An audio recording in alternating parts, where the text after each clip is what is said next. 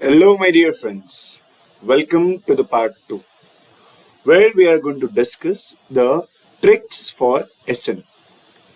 AP के अंदर जो सम ऑफ द सीरीज होता है ना, उसके कुछ ट्रिक्स देने वाला हूं। सबसे पहले मैं आपको कैलकुलेटर अप्रोच बताऊंगा कि कैसे इस SN को ढूंढा जाता है। अगर आपको कोई AP दिया जाए तो आप कैलकुलेटर कैसे यूज करो। सम ऑफ एपी जो होता है, एरिथमेटिक प्रोग्रेशन जो होता है, उसका फॉर्मूला सबसे पहले आपको याद होना चाहिए। क्या है उसके फॉर्मूला? तो उसके हम लोग दो तरीके से फॉर्मूला लिखते हैं। एक होता है n/2 2a प्लस n-1d। दूसरा होता है, अगर आपको फर्स्ट एंड लास्ट टर्म पता है तो फिर आप first term plus last term करो, इनटू कर देना n/2। दोनों फॉर्मूला अपने अपने एडवांटेज डिसएडवांटेज लेके आता है। जो डेटा दिया होगा बेस्ड ऑन इट हमें जानना चाहिए। अभी के लिए देखो, ये वाला है ना, ये वाला फॉर्मूला बहुत इजी होता है करने के लिए, बट मैंने देखा है कि बहुत बार डेटा आपको ए और डी के फॉर्म में ही होगा। तो आपको किस तरीके से कैलकुलेटर अप्रोच रखना, तो मैं एक छोटा सा एग्जांपल लेके बताता हूं। सबसे पहले मानो कि अगर मैंने ये ले लिया, मेरे पास एक एपी है 357 करके, मुझे जाना है S20 को फाइंड आउट करना। 357 करके S20 तक फाइंड आउट करना है। ऐसे क्वेश्चन देखते ही आपके दिमाग में तीन चीजें आनी चाहिए कि A क्या है, तो I will see the value of A is nothing but 3। D क्या है, तो हमें क्या करना है, D के लिए T2 मामा में से T1 मामा को माइनस करना है। 5 - 3 जो होता है 2 is a value of D। और ये होने के बाद जो पूछा जा रहा है that is a value of N। जैसे आपको ये तीन चीज दिख जाए क्वेश्चन के अंदर, तो आपको कैलकुलेटर उठाना है और कैलकुलेटर में सारी चीजें हो जाएगी। सबसे पहले आप अपना कैलकुलेटर शुरू करोगे यहां से, ये n-1d से। तो ये n-1d से अगर शुरू करना है, 20 है तो n-1 हो जाएगा 19 इंटू d की वैल्यू है 2। जो भी आंसर आता है उसे आप m प्लस कर दो। फिर 2 इंटू a करना है, तो 2 इंटू ए की वैल्यू है 3। जो भी आंसर आता है उसे भी m प्लस कर दो। जैसे ही आप MRC प्रेस करोगे दोनों का टोटल आ जाएगा, राइट। तो हमने ये ब्रैकेट वाला पार्ट कर दिया, अब इंटू करना है n/2। तो इंटू करेंगे n की वैल्यू है 20, then divided by 2। The answer is 440। Over here the answer is 440। अब मैं क्या करूंगा, मैं आपको और एक क्वेश्चन दूंगा, आपको सिमिलर अप्रोच से इसको ट्राई करना है। वीडियो को पॉज कर देना, जैसे आप क्वेश्चन को देखते हो वीडियो को पॉज करेंगे, इसको ट्राई करेंगे, फिर मैं इसको सोल्यूशन बताता हूं। आई होप कि आपको इसका सोल्यूशन अब मिल चुका होगा। ट्राई करते हैं एक बार साथ में। सबसे पहली चीज यहां पर अगर आप देखोगे, आपको S30 पूछा है, 30 पूछा है तो n-1 क्या होगा, n-1 होगा 29 इंटू आपको D करना है। यहां पर D की वैल्यू क्या होगी, तो आप 15 में से अगर 19 माइनस करोगे तो वो होता है 4। नहीं, -4 इज द आंसर, राइट। तो यहां पर D की वैल्यू -4 लेनी थी। इस चीज का ध्यान रखना है बच्चों को, ठीक है। ये मिस्टेक नहीं करनी है। देखो सीक्वेंस कम जा रहा है ना, छोटा हो रहा है, यानी कि D की वैल्यू नेगेटिव है, तो -4 से मल्टीप्लाई करना है। बट मैं कैलकुलेटर में क्या करता हूं, इंटू 4 करता हूं। जो आंसर आएगा वो माइनस में है, इसलिए मैं m माइनस कर देता हूं। अब 2 इंटू a करना है, तो 2 इंटू a की वैल्यू मुझे दिख रही है 19। जो भी आंसर आएगा उसे m प्लस करूंगा, MRC करने पर उसका टोटल आ गया। अब ये टोटल को क्या करना है, टोटल को करना है n/2 यानी कि इंटू करोगे n यानी कि 30, डिवाइड करोगे विथ 2। आंसर आ गया -1170। ठीक है, समझा सबको क्या किया गया। और ऐसी चीजें करने के लिए एग्जाम में आपको कुछ लिखना नहीं पड़ेगा, और इससे इजी मैं बोलूंगा कुछ नहीं होगा। अगर कोई बड़ा नंबर दे दिया ना 30-40, कैलकुलेटर में वो बार बार क्लिक करते रहना, उससे बेटर ये होता है कि फॉर्मूला यूज कर लो अच्छे से, राइट। तो ये हमारी पहली चीज कि अगर SN पूछा जाए, A और D और N पता हो, तो just go by formula but use calculator wisely, ठीक है। थोड़ा आगे बढ़ते हैं। मैंने एक क्वेश्चन लिया है आपके ICI मॉड्यूल का, पूछा गया है the number of term of this series will amount to 155। यानी कि एस एन की वैल्यू 155 दे दी है। अब ये एन क्या होगा पूछा गया है। मुझे यहां पर दिख रहा है कि ए की वैल्यू 10 है और मैं देख रहा हूं कि 10 से 9 2/3 then 9 1/3 then 9। What I observe कि हर बार वो जो है -1/3 हो रहा है, यानी कि डी जो है उसकी वैल्यू है -1/3। अब मुझे ए दिख रहा है, डी दिख रहा है, एन ढूंढना है। क्या कर सकता हूं, एक चीज मैं कर सकता हूं कि चलो बेटा फॉर्मूला लिखते हैं। बट अगर आपने अच्छे से प्रैक्टिस किया है तो मैं कहूंगा go for trial and error. मुझे पता है कि एस एन जो है उसका फॉर्मूला होता है n/2 2 इंटू ए प्लस n-1 इंटू डी। इसमें से ऑप्शन में से 30 31 32 में से कोई एक तो होगा जो n की जगह पर चलेगा। मुझे कैसे पता चलेगा? वो आंसर 155 का देगा। अब आंसर 155 का कौन दे सकता है देखते हैं। सबसे पहले मुझे यहां पर एक हिंट मिल रहा है। हिंट क्या मिल रहा है कि देखो यहां पर ये 1/3 है। आंसर परफेक्ट चाहिए। परफेक्ट आंसर कब होगा? जब डी के साथ कोई अच्छा नंबर मल्टीप्लाई होगा। अगर मैंने 30 सोचा तो n-1 29 होगा और 29 इंटू -1/3 करूंगा तो अजीब नंबर आएगा। तो मैं ट्रायल एरर करना चाहता हूं ऑप्शन बी को, विच इज 31।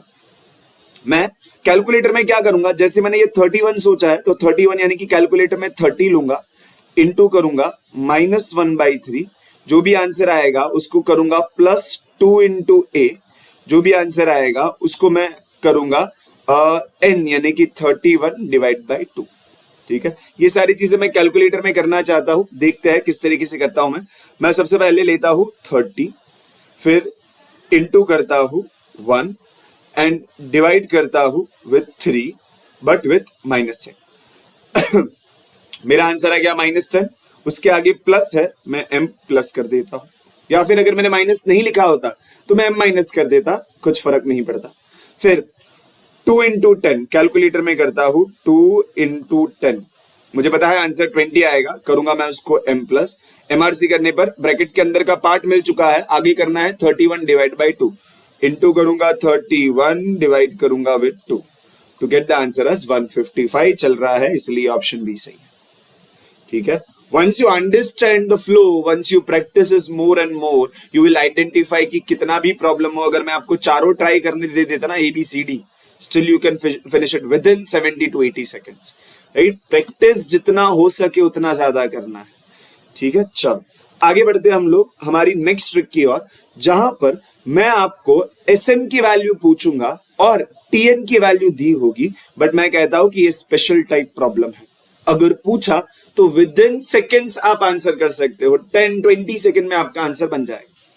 किस तरीके से? तो स्पेशल टाइप क्या है क्वेश्चन के अंदर, जैसे कि मैंने यहां पर दिया है T6 जो है उसकी वैल्यू मैंने आपको 30 दी है, S11 जो है उसकी वैल्यू पूछी।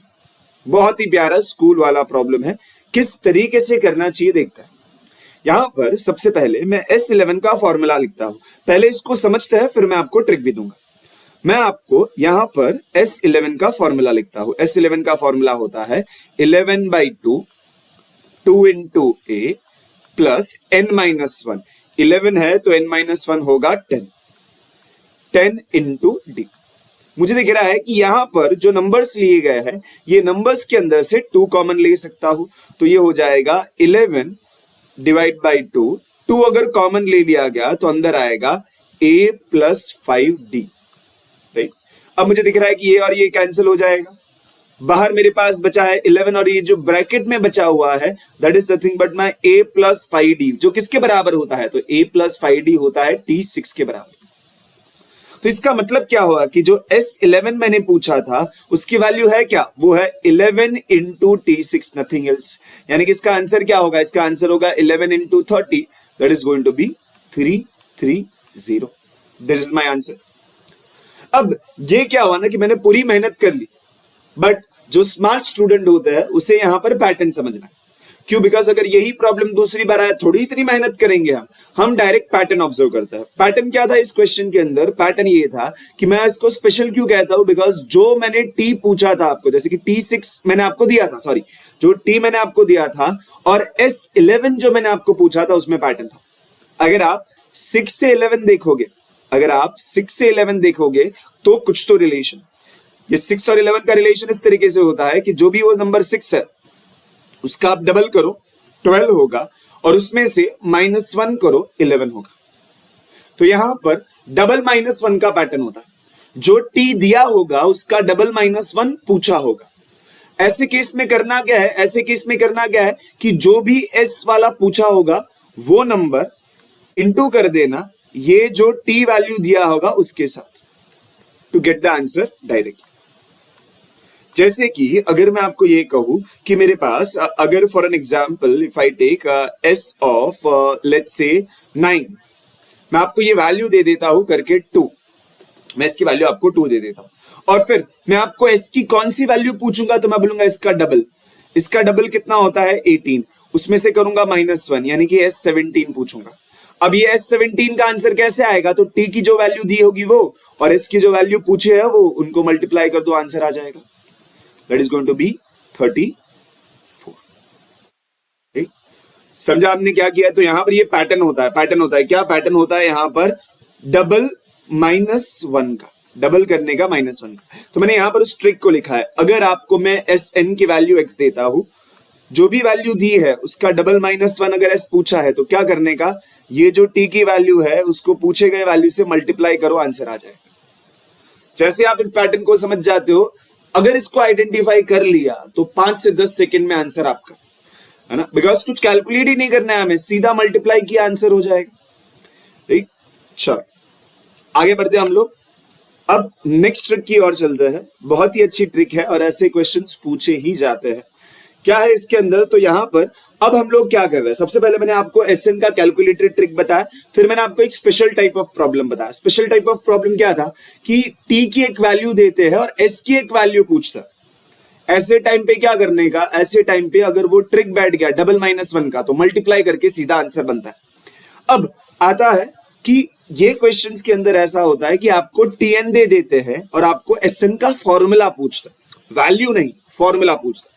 तो स्टूडेंट बोलते कि सर क्या करे, ए ढूंढे डी ढूंढे, मतलब टाइम पास क्यों कर रहे हो बेटा। यहां पर देखो, अगर मैं आपको S2 पूछता, S2 यानी कि क्या, S2 यानी कि सम ऑफ टू टर्म्स, यानी कि पहला होता है T1, दूसरा होता है T2, इनको ऐड करोगे तो S2 होता है।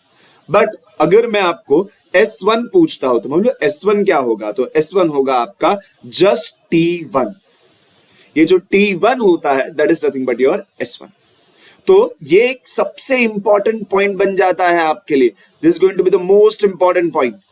बहुत सारे प्रॉब्लम में ये काम आएगा, एसएन दिया है, टीएन पूछा है, टीएन दिया है, एसएन पूछा है, ऐसे पॉइंट में क्या याद रखने का, T1 और S1 की वैल्यू सेम होती है।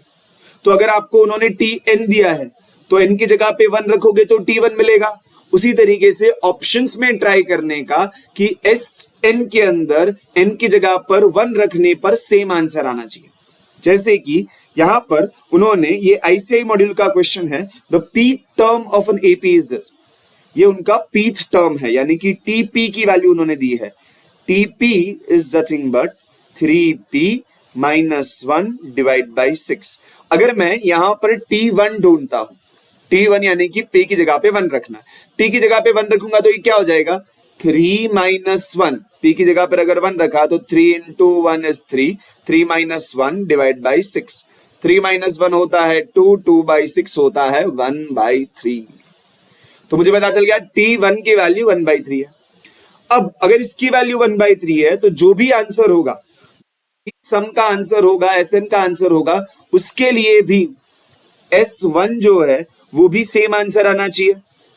तो अब मैं ट्रायल एरर करूंगा, ट्रायल एरर करना है, बट जैसे मैं ऑप्शन ए को देखता हूं, इसके अंदर अगर 1 रखूंगा तो 1 into 3 + 1, ये तो भाई 1/3 नहीं होता, ये आंसर नहीं है। ऑप्शन बी को ट्रायल एरर करते हैं, ऑप्शन बी के अंदर दिया है n into 3n + 1/12।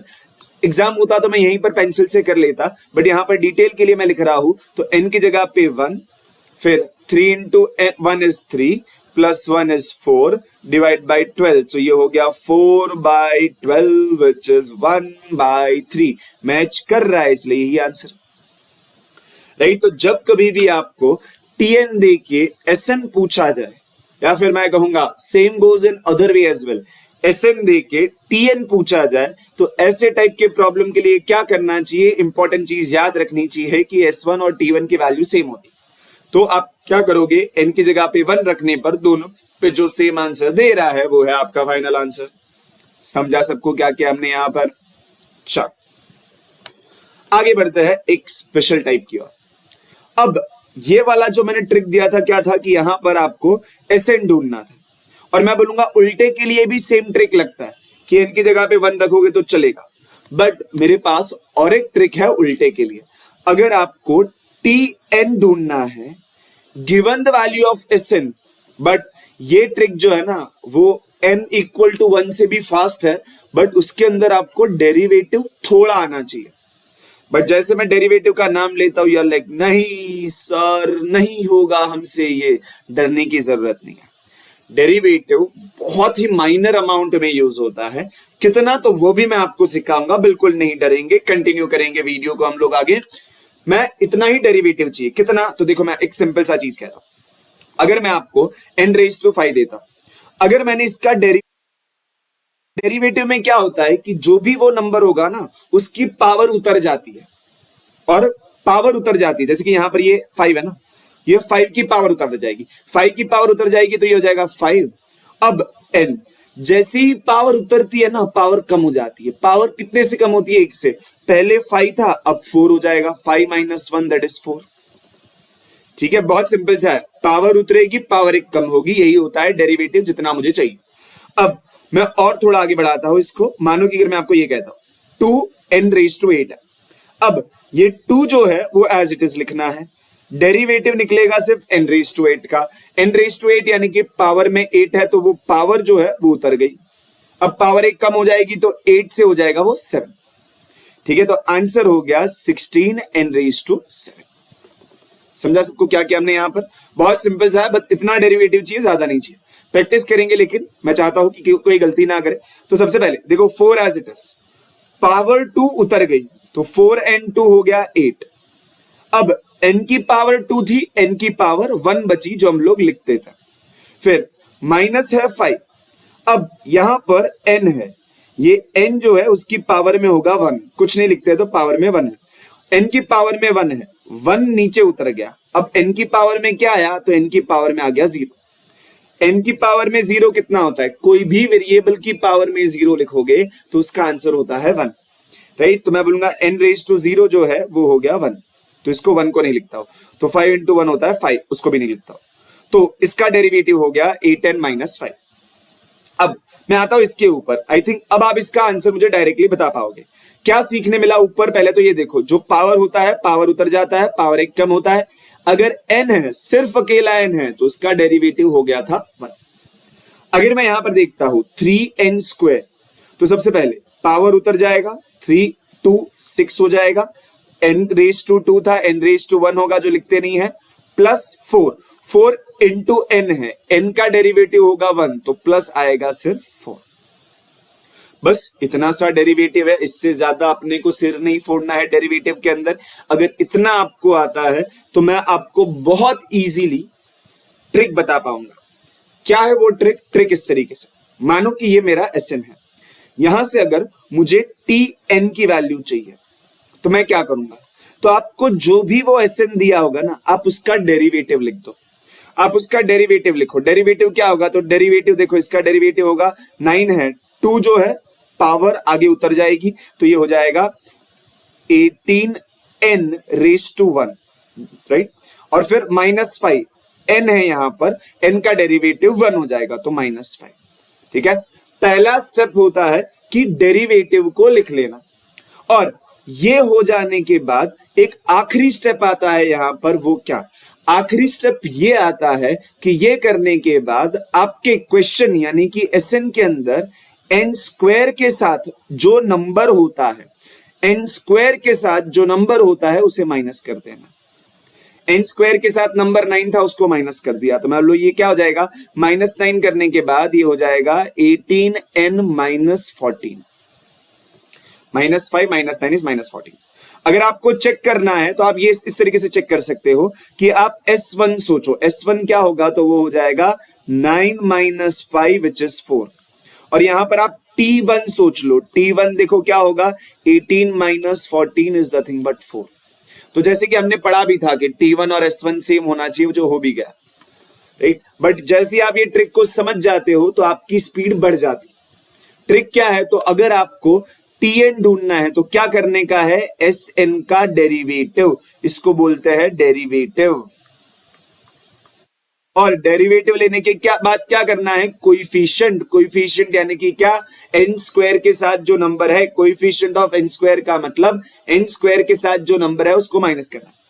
ठीक है, अगर आपको ये ट्रिक समझा है तो एक एग्जांपल करता हूं। आपकी आईसीआई मॉड्यूल का एक बहुत ही अच्छा प्रॉब्लम है ये, the nth term of the series whose sums to n term is this is, nth term यानी कि आपको tn पूछा है, ये Sn दिया है, मैं बोलूंगा इसका डेरिवेटिव देखते हैं। डेरिवेटिव क्या होगा, तो ये देखो ये आ गया नीचे, तो ये हो जाएगा 6n प्लस ये 2n है ना, n का डेरिवेटिव 1 होगा, आगे है 2। ये हो जाने के बाद क्या करने का, ये हो जाने के बाद आपको n स्क्वायर के साथ जो नंबर है उससे आपको माइनस करना है, तो माइनस कर दो 3, जिससे आंसर आएगा 6n minus 1। This is the correct answer, जो ऑप्शन में से कहीं नहीं है, इसलिए option D is answer, right. समझा हमने क्या किया, तो ये फायदा होता है कि अगर आप ये ट्रिक को समझ जाते हो तो 2 स्टेप में आंसर आ जाएगा।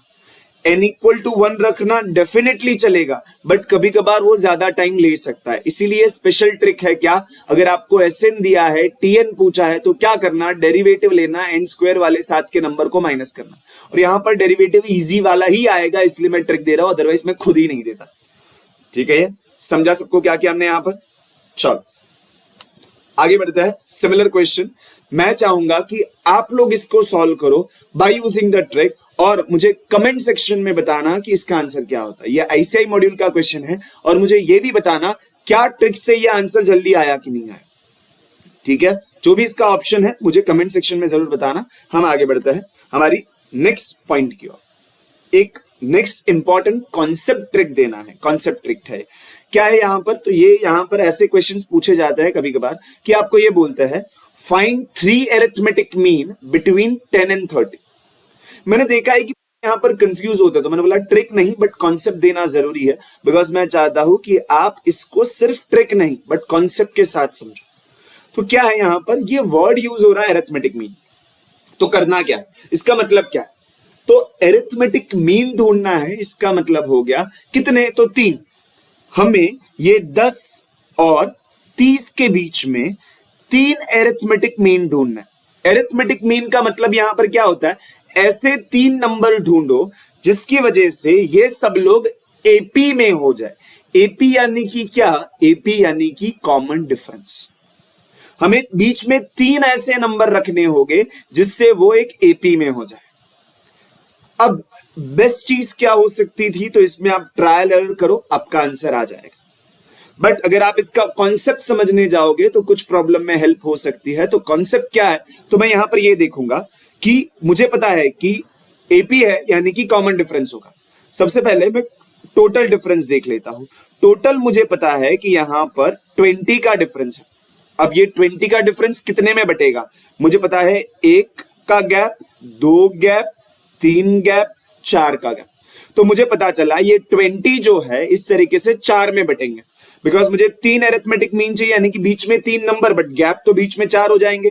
तो मैं बोलूंगा हर किसी गैप में इक्वली बांटूंगा, 20 है सबको इक्वली बांटूंगा, तो कितने हो जाएंगे, डिवाइडेड इक्वली अमॉन्ग 4, तो it is going to be 5। तो +5 करूंगा 15, +5 करूंगा 20, +5 करूंगा 25 एंड +5 करने पे 30 आ रहा है। So this are nothing but 3 arithmetic mean. ठीक है, तो इस तरीके से आप अरिथमेटिक मीन अगर पूछा जाए तो उस चीज को समझ सकते हो कि करना कैसे है। अरिथमेटिक मीन का मतलब ऐसे नंबर जो उसको एपी में बना दे, जो उसको एपी में बना दे। ठीक है, चलो अब बढ़ते हैं, इस तितली कोड ने देते हैं यहां पर। अब मैं आपको ये 5 नंबर देता हूं। एक आखिरी ट्रिक दे रहा हूं इस वीडियो का, बहुत ही अच्छा, मुझे बहुत अच्छा लगता है। इसके ऊपर क्वेश्चन प्रीवियस ईयर में पूछा भी था, ट्रिक है और अच्छा कॉन्सेप्ट भी है। अगर मैं आपको ये 5 नंबर देता हूं, मैं आपको बोलता हूं कि भाई इसका एरिथमेटिक मीन निकाल के दो, तो आप क्या करते हो, आप ये करते हो कि आप उसमें 1 + 3 + 5 + 7 + 9 आंसर आने के बाद डिवाइड बाय 5 करोगे एंड यू विल आइडेंटिफाई कि सबको ऐड करके 25 हो रहा है। 25 divide by 5, the answer will be 5।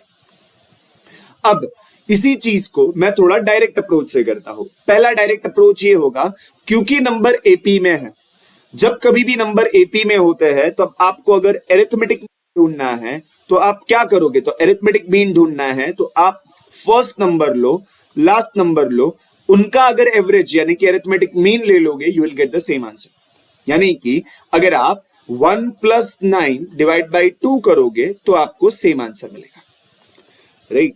और इसी के साथ साथ और एक इंपॉर्टेंट आखिरी चीज, अब अगर नंबर एपी में है तो आपका जो एरिथमेटिक मीन होता है ना, वो एग्जैक्टली सेंटर पे बैठा हुआ होगा। यानी कि अगर आपको नंबर एपी में दिख रहे हैं तो आप 2 ट्रिक लगाना जल्दी जल्दी एरिथमेटिक मीन ढूंढने के लिए। सबसे पहला क्या, first plus last divide by 2। But अगर आपको मिडल वाला नंबर दिख ही रहा है तो मेहनत मत करना, सीधा सीधा वो समझ लेना कि वही होगा आपका एरिथमेटिक मीन, राइट। तो हमें यहां पर क्या सीखने मिलता है, हमें यहां पर यह सीखने मिलता है कि अगर आपको एवरेज, जिसे हम लोग यहां पर एरिथमेटिक मीन कहना चाहते हैं, of AP is always a middle number, और you can say it is going to be first term plus last term divide by 2। First term plus last term divide by 2 करने पर भी आपको उसका arithmetic mean मिल जाएगा। अब मैंने क्या किया है, तो यहां पर एक बहुत ही अच्छे क्वेश्चन को लिया। क्वेश्चन है प्रीवियस ईयर की, एक रेप्लिका है। मैं देखता हूं, इस क्वेश्चन को सॉल्व करूंगा। सिमिलर क्वेश्चन अगर पॉसिबल होगा तो मैं आपको बाद में इसको देने की कोशिश करूंगा, बट अभी इस क्वेश्चन को समझते हैं। क्वेश्चन क्या है, तो क्वेश्चन कुछ इस तरीके से, if sum of 4 arithmetic mean between a and 32 is 68, we need to find the value of a। मैं कहूंगा कि ये क्वेश्चन स्टूडेंट कर सकता है। कैसे करता है स्टूडेंट, तो स्टूडेंट ऐसे करता है कि दे राइट समथिंग, कुछ सॉल्यूशन बनाते हैं और आंसर तक पहुंच जाता है। बट अगर स्टूडेंट के कॉन्सेप्ट क्लियर है तो उसको खेल खेल में बना पाएंगे। किस तरीके से, तो अगर देखो कॉन्सेप्ट क्लियर है तो क्या होगा, सबसे पहले अगर मैं बोलूंगा the sum of 4 arithmetic mean between a and 32, यानी कि a पहला नंबर है, फिर उसके बाद 4 नंबर 1 2 3 4 और फिर आता है 32, ठीक है। उन्होंने क्या बोला है, सम ऑफ 4 अरिथमेटिक मीन, यानी कि ये जो बीच में 4 नंबर है उनका सम उन्होंने दिया है 68 का। तो मैं क्या कर रहा हूं, यहां पर उनका जो सम है, इन लोगों का सम जो है वो है 68 का। अब इनका सम दिया है, तो अगर इनका सम दिया है तो मैं बोलूं ये जो 4 नंबर है इनका एरिथमेटिक मीन मैं ढूंढ पाऊंगा। अगर इनका सम 64 का है, 4 नंबर का अगर सम 64 का है तो इनका एरिथमेटिक मीन क्या होगा, इनका एरिथमेटिक मीन 4 लोगों का सम 68, 4 थे इसलिए डिवाइड बाय 4, आंसर होगा इसका 1717, राइट। इसका आंसर होगा 17। अब मुझे पता है कि जो भी एरिथमेटिक मीन होगा, बिकॉज ये है तो एक एपी, अगर ये एक एपी है तो जो भी एरिथमेटिक मीन होगा वो कहां पर होगा, मिडल में होगा। अगर मिडल में होगा तो मुझे पता चल गया कि 17 जो नंबर है वो मिडल में आएगा, 17 will be in the middle.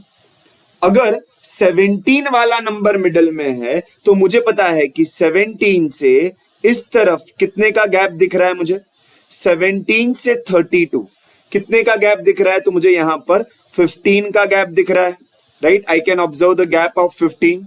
मुझे पता चला कि 17 से ये वाले एंड पर जाने के लिए मुझे 15 आगे जाना पड़ता है। तो अगर 17 मिडल नंबर है तो इस वाले तक पहुंचने के लिए, ये एंड तक पहुंचने के लिए भी 15 जाना पड़ेगा। इस तरफ +15 हुआ तो इस तरफ -15 होगा, 17 - 15 द आंसर इज 2, खेल खत्म, राइट। उस तरफ +15 तो इस तरफ -15, ठीक है, तो अगर आप इस एरो को समझ जाते हो कि ये एरो किस तरीके से चल रहा है, तो आप ऐसे प्रॉब्लम को बहुत इजीली कर पाओ। और इधर हमें कॉन्सेप्ट सीखना था। सच कहूं तो ये ट्रिक नहीं था, कहीं ना कहीं कॉन्सेप्ट था। यस, ऐसे प्रॉब्लम को सॉल्व करने के लिए मैंने आपको कॉन्सेप्ट अप्रोच बताया जिससे आंसर इजीली बन सकता है। आई होप आपको यहां पर ये क्वेश्चन और ये आंसर समझा हो। फिर भी कहीं डाउट डिफिकल्टी होती है, then be free to tell me in the comment section. मैं हो सके उतना जल्दी आपको उसको आंसर करने की कोशिश करूंगा। Thank you so much for watching this video. और यहीं पर ही हम हमारे सारे एपी के ट्रिक्स जो थे मेरे पास, और मैं कहूंगा इंपॉर्टेंट ट्रिक्स, और भी कुछ ट्रिक्स हो सकता है मेरे पास भी है, बट मैं कहूंगा ये सारे इंपॉर्टेंट ट्रिक्स है जो मैंने आपको अभी दे दिए हैं। अब नेक्स्ट जो वीडियो मेरा आएगा उसके अंदर मैं आपको जीपी के ट्रिक्स देने वाला हूं। मुझे पता है कि बहुत सारे स्टूडेंट्स की रिक्वेस्ट मैंने देखी है, बट पहले मैं एपी खत्म करना चाहता था, अब हम लोग काम करेंगे ऑन जीपी। ठीक है जी, thank you so much for watching this video till the end. अगर आपको अच्छा लगा है तो लाइक कीजिए, शेयर कीजिए, कमेंट कीजिए, और ऐसे ही वीडियो के लिए चैनल को सब्सक्राइब कीजिए। ठीक है जी, चलो बाय बाय।